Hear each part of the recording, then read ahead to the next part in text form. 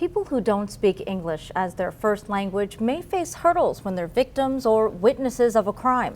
State courts recently enacted a rule requiring courts to provide interpreters for non-English speakers when they ask for one, but Migrant Legal Aid says the problem starts outside of the courtroom. 24 Hour News 8's Coco McAvoy is here with details and a solution. Coco? Good evening. Legal experts at Migrant Legal Aid came up with a solution that now requires any responding officer in Kent County to specify which language the victim speaks on the police report.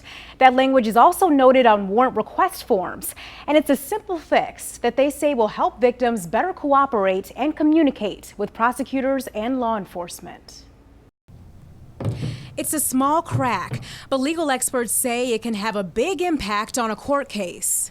It has very real effects. The problem's happening between the crime and the courthouse, when detectives, victims units, or prosecutors send information to victims of a crime in English, and the victims can't decipher the words.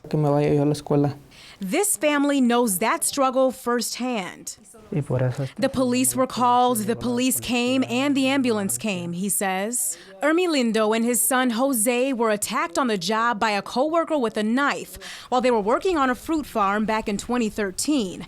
Both suffered serious stab wounds. Maria, remembering when it happened.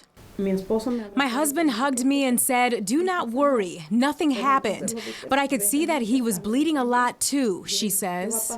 In their case, the family had to have their medical bills approved by a doctor to get compensated by the attacker, but had trouble doing so because of the language barrier. Sometimes the consequences are more dire. And all of a sudden, we don't have a victim, we don't have a witness, we got to dismiss the case or try and scramble and find it.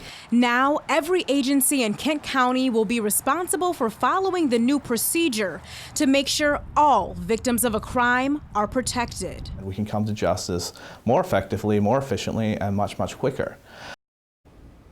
Migrant Legal Aid says they hope to expand the procedure to every county in the entire state and have contacted lawmakers to start that process.